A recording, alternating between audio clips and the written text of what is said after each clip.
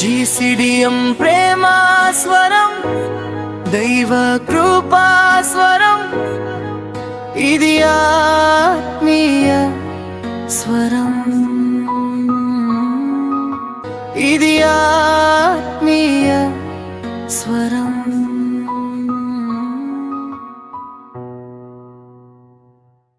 ప్రియులారా, మీకందరికీ శుభములు. దేవుడు మరొకసారి మనకు అనుగ్రహించిన సమయాన్ని బట్టి మిమ్మల్ని ఇలా కలుసుకోవటం చాలా సంతోషం. దైవ కృపా స్వరము అనే ఆధ్యాత్మిక కార్యక్రమం ద్వారా మీతో మాట్లాడటం నేను ఎంతగానో దీవించబడ్డాను. సో మీరందరూ కూడా విశ్వాసంలో ఎదగాలని, ప్రభు పరిచర్యలో ఘనముగా మీరు ముందుకెళ్ళాలని ప్రోత్సహించటానికి మేము ఇష్టపడుతున్నాం. ఈ ఉదయకాలమున మన ధ్యానాంశము ఆత్మీయ పోరాటం. నేను ఆత్మీయ అనేటువంటి దాని మీద సీరియస్గా నేను మాట్లాడుతున్నాను. ఆత్మీయ పోరాటం ఇది కూడా పర సంబంధమైనదే. ఇది మనుషులకు సంబంధించింది కాదు, లేదా మానవ సంబంధించిన యుద్ధం కాదు, పోరాటం కాదు. దీన్ని ఆత్మీయ పోరాటము అని అన్నాం. బైబిల్లో చాలా గూఢమైన విషయాలు వ్రాయబడింది పోరాటాల గురించి.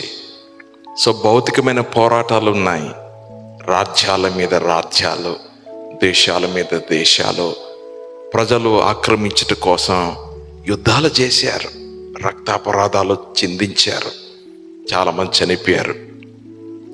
ఆత్మీయ యుద్ధం అటువంటిది కాదు. ఆత్మీయ యుద్ధం మనుషులతో కాదు. ఆత్మీయ యుద్ధం, పోరాటం అది దుష్ట సంబంధించిన వాటితోని, దురాత్మ శక్తితోటి. ఈ లోకంలో ప్రియులరా చాలా దురాత్మ శక్తులు ఉన్నాయి, కోట్ల దురాత్మ శక్తులు. సాతానుడు దానికి అధిపతి, అపవాది అని అంటారు.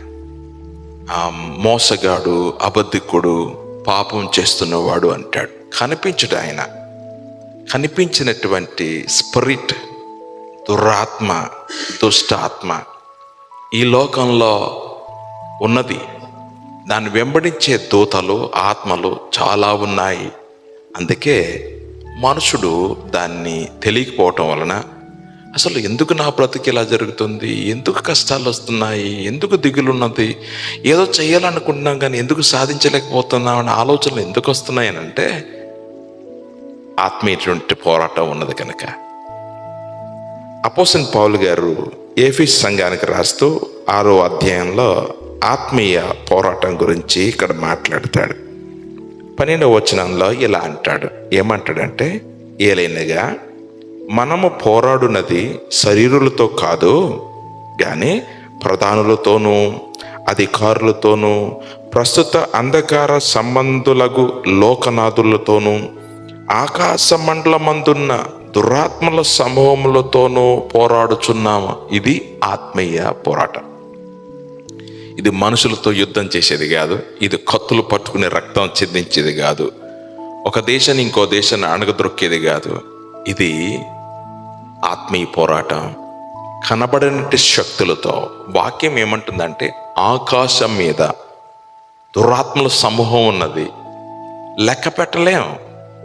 అది దేశాల్లో ఉన్నవి, అవి భాషలు మాట్లాడుతున్నాయి. కనుక దురాత్మ శక్తులు, అంధకార శక్తులు చాలా ఉన్నాయి. దాన్ని ఎదిరించటానికే, దాన్ని నాశనం చేయటానికే యేసు ప్రభువారు జన్మించాడు. దేవుని కుమారుడు ఎందుకు వచ్చాడు ఈ భూమి మీదకి అని అంటే, మనకు తెలియని ఒక పోరాటం ఉంది. ఆ పోరాటం ఆయన చేస్తాడు, ఆయన గెలుస్తాడు. కనుక బైబిల్ ఏం తెలియజేస్తుందంటే, ఆత్మీయ పోరాటంలో యేసు ప్రభువారు గెలిచారు. మనకున్న శత్రువు ఏంటంటే మరణం. అపవాది ద్వారా అది రావటం జరిగింది.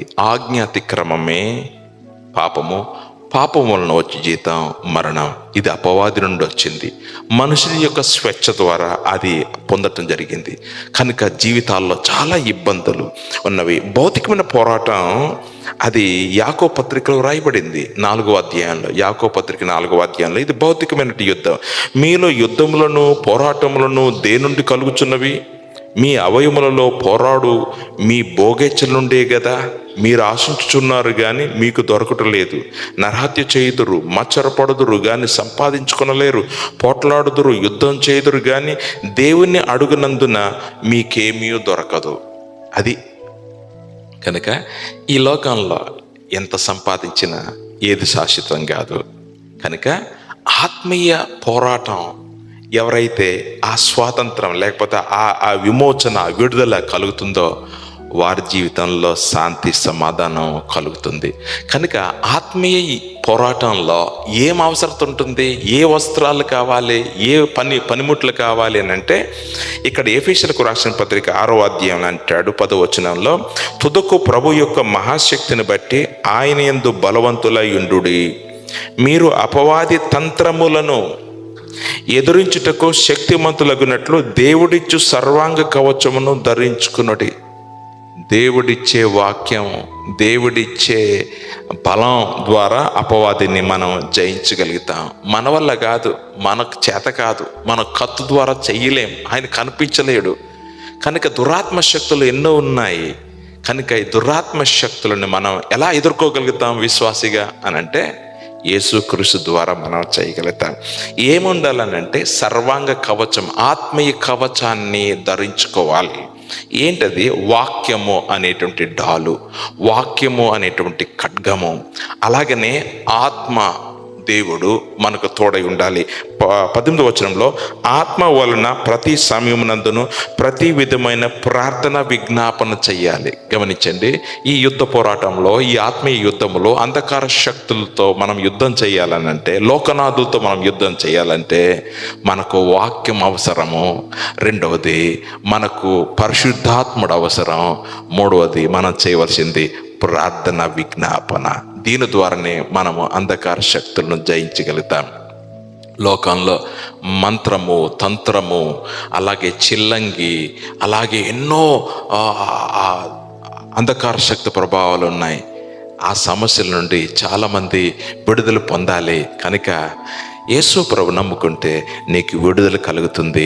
యేసే దాన్ని విడిపిస్తాడు. విశ్వాసం ద్వారా మనం జయించగలుగుతాం. కనుక నా ప్రియమైన వాళ్ళారా, మీరు యేసుక్రీస్తుతో యుద్ధం, యేసుక్రీస్తు ఇచ్చే ఆ యొక్క వస్త్రము ద్వారా ప్రేమ, క్షమాపణ. అందుకే శత్రువులను ప్రేమించుము, శత్రువులను మీరు ప్రేమతో చూడండి, క్షమించండి అనే విషయం బైబిల్ మాట్లాడింది. కనుక క్షమాపణ ద్వారా మనం జయించగలుగుతాం. కనుక యేసు వినయము ద్వారా సిలువను, శ్రమలను ఎలా జయించాడో అలాగే మనం కూడా జయించగలుగుతాం. కనుక నీ ఒంటరిగా పోరాడలేవు, యేసుతో నీవు పోరాటం చేయగలుగుతావు. విజయం తథ్యం, నీకు విజయం ఉంటుంది. నీకున్న సమస్యలు ఏదైనా కావచ్చు, భౌతికమైనది కావచ్చు, మానసికమైనది కావచ్చు, ఆధ్యాత్మికమైనది కావచ్చు, ఆర్థికపరమైనది కావచ్చు, ఏదైనా కావచ్చు, అంధకార శక్తులు కావచ్చు. భయపడబాకు, యేసు నీతో ఉన్నాడు, విశ్వసించు. దేవుడు మిమ్మల్ని దీవించును గాక. చిన్న ప్రార్థన చేద్దాం. కృపగల దేవుని నీకు వందనాలు చెల్లిస్తున్నాం. లోకంలో ఎన్నో పోరాటాలు ఉన్నాయి, కానీ మా ఆత్మకు నెమ్మది కలగాలంటే నీవే పోరాటం చేయాలి. ఉచితంగా మాకు నెమ్మది కలగజేయాలి. యేసు క్రీస్తు ద్వారా మాకు అనుగ్రహించిన ఆ సమాధానం బట్టి స్తోత్రాలు చెల్లిస్తూ యేసు నామమున ప్రార్థన చేస్తున్నాము తండ్రి, ఆమేన్. దేవుడు దీవించును గాక.